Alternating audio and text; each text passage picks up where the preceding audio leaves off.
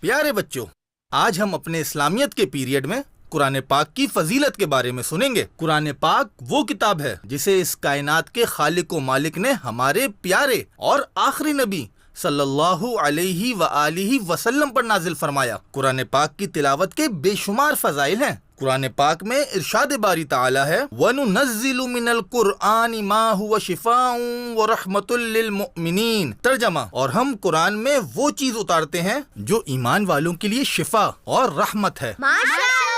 اور ایک اور مقام پر اللہ پاک نے قرآن پاک کو وَشِفَاءٌ لِّمَا فِي الصُّدُورِ کہا ہے، یعنی قرآن پاک دلوں کی شفا ہے۔ اور تفسیر صراط الجنان میں لکھا ہے کہ شفا سے کیا مراد ہے، تو اس سے مراد یہ ہے کہ قرآن پاک دل کے امراض کو دور کرتا ہے، اور دل کے امراض سے مراد برے اخلاق، عادتیں، غلط عقائد اور جہالتیں ہیں۔ قرآن پاک ان تمام بیماریوں کو دور کرتا